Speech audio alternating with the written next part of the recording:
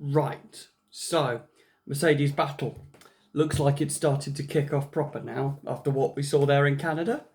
Um, I mean, first of all, I think everybody, with regards to George's reaction of with his retirement, I think we're getting a little bit over the top there with just his reaction and things like that, and just how much absolutely threw his headrest. I mean, if he's doing that just based off the headrest sitting down in the car, mate, like put him in the javelin for the Olympics or something. Like if it doesn't go well for him in Formula One, just stick him in the Olympics doing like the javelin or the hammer throw or something, because he absolutely launched it. But I think with like the adrenaline and everything that had happened in the first 30 odd laps, it was back and forth, there was battling side by side. There was just intenseness, it was close to the walls. I mean, Canada is one of those places where you get it wrong, you're going to be going in the wall or into another car, as the McLaren of Oscar Piastri obviously managed to find out there. But you must be like absolutely on the edge of your seat. Like, we're watching it and we're absolutely like bricking it. Can you imagine what it would be like inside the car? How hot it was, how intense it would have been.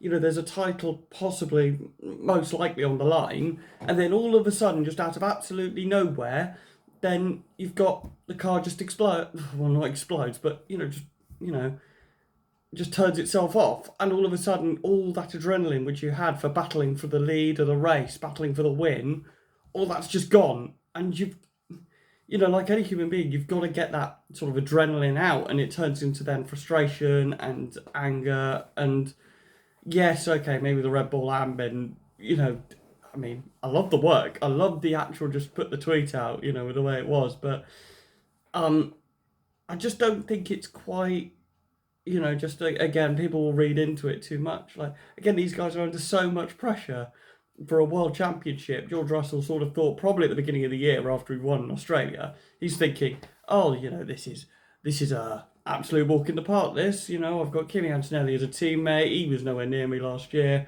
I can cruise myself to a world championship and everything's all good. And suddenly we've got to end of May. We've had a couple of races that have been cancelled, so we've only had 5 races, and he's 43 points behind.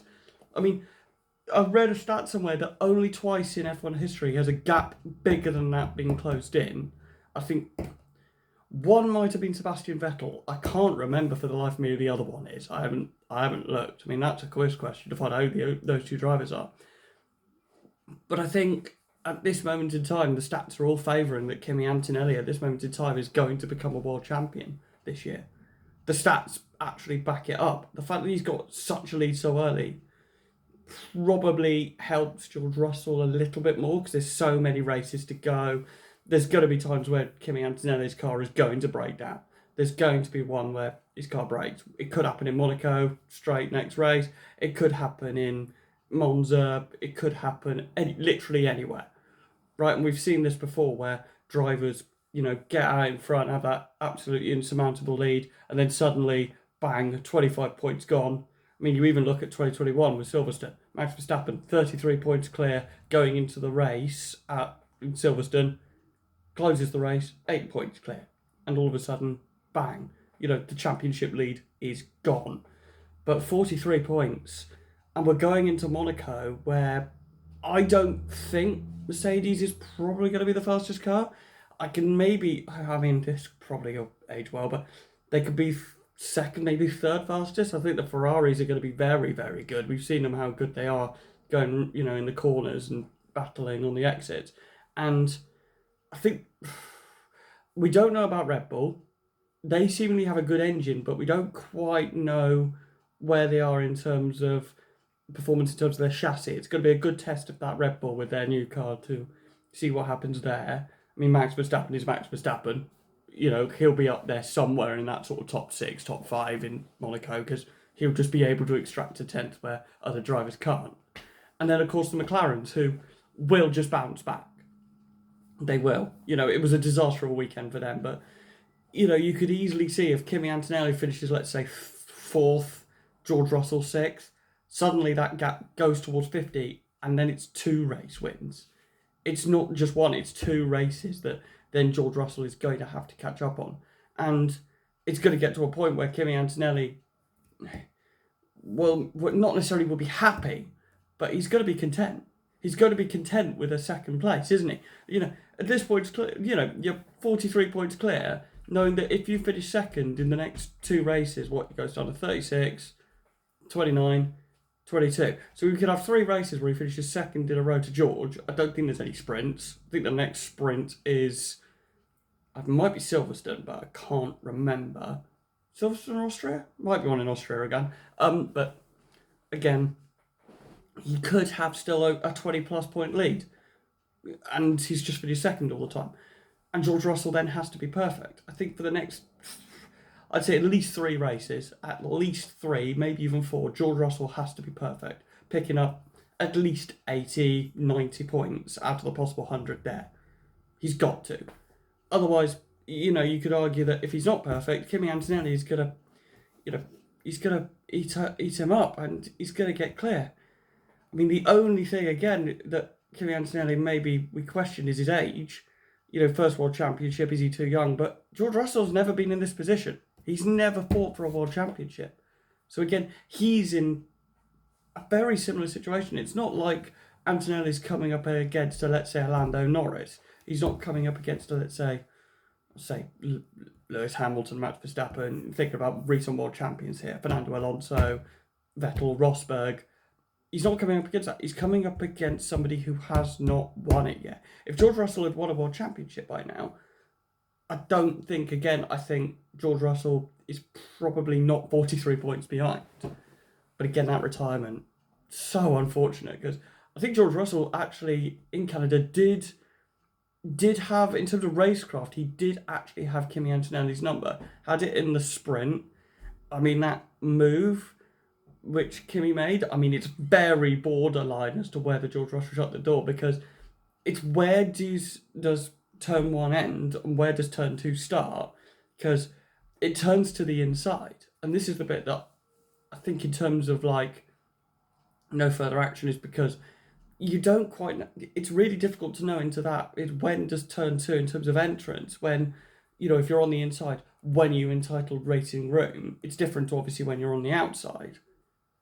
But with those two corners being so close together, it's hard to realistically work out where that was. I think, racing incident, neither of them crashed. So, I know Kimi went on the grass, but yeah, it's going to be interesting, isn't it? I mean, we're heading towards Barcelona with two drivers way ahead clear in the World Championship and going into Barcelona, and the Brit needs to make a move on his teammate. Are we going to see it happen again? Another Max Verstappen win at Spain due to the Mercedes crashing out? I think there'll be a lot of Dutch people that will probably be supportive of that. I think actually there'll be a lot of people who would be supportive of just a little incident. We don't want a big one, just one where they both get stuck in the gravel, and then we can just then get on with the rest of the race and have a ding-dong between the Red Bulls, the Ferraris, and the McLarens, because I mean, if that happens, we could end up with an absolute stalwart. I mean, could you imagine if they had come together? We would have had the last 10 laps being Verstappen versus Hamilton in a Ferrari and a Red Bull going for the win in Canada. I mean, cinema.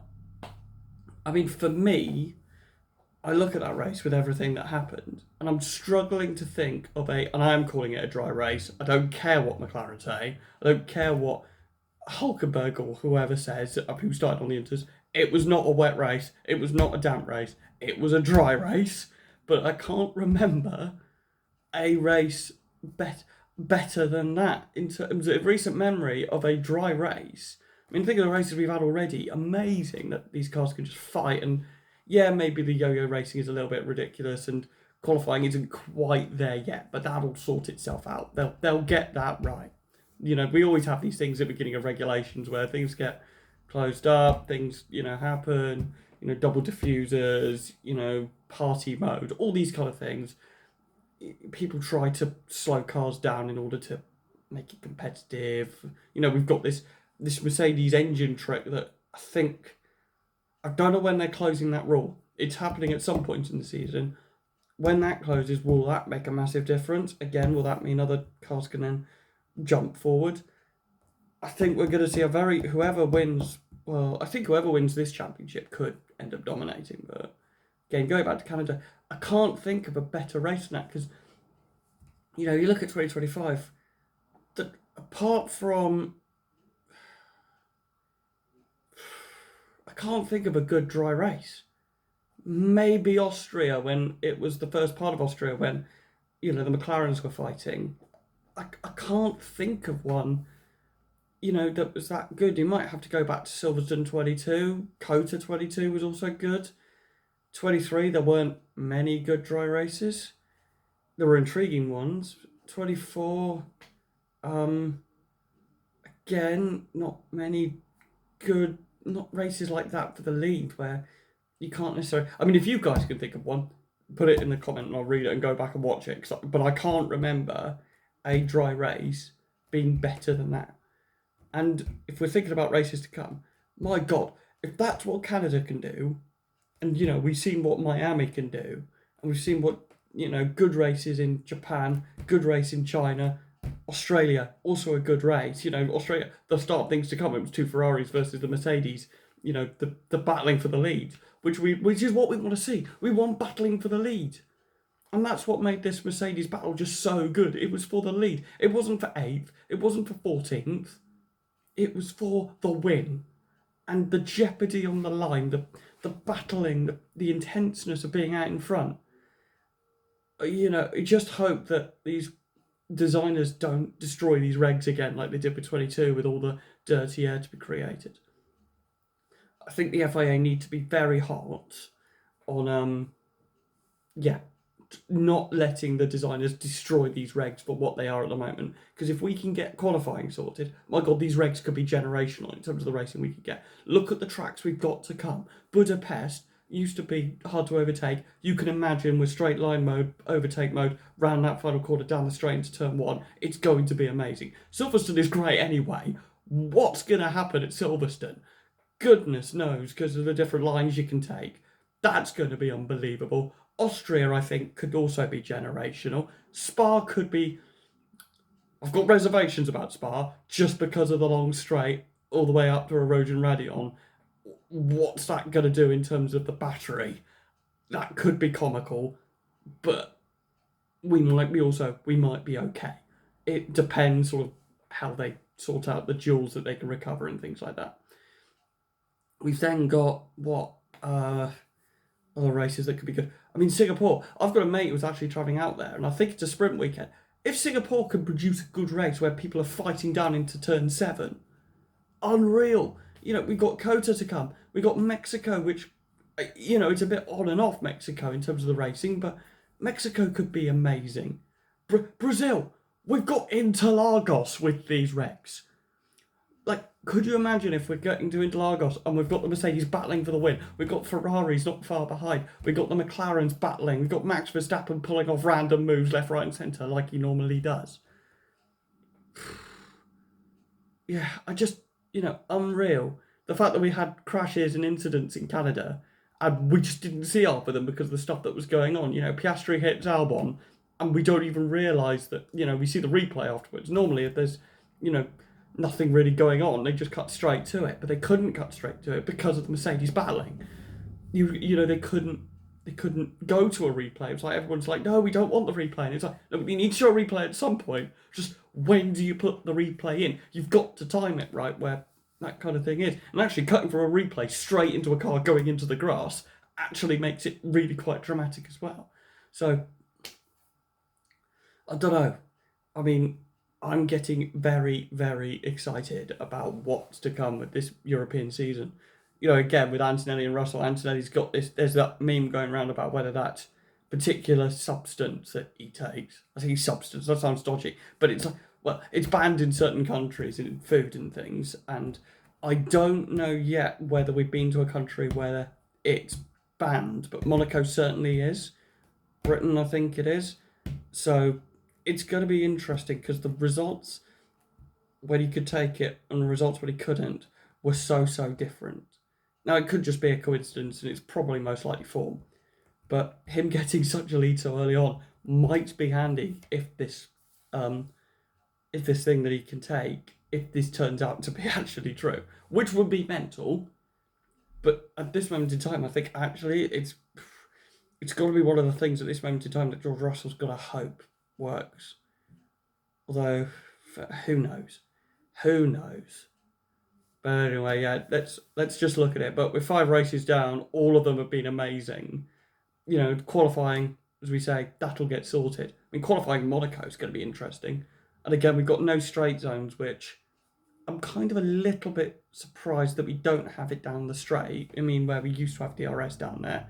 So I'm a bit puzzled by that, but we'll just have to see whether whether they can do anything around Monaco. But most likely that will be whoever qualifies first will win, unless we get rain, which, you know, given the fact that we're going there slightly later in the year, it's probably quite unlikely.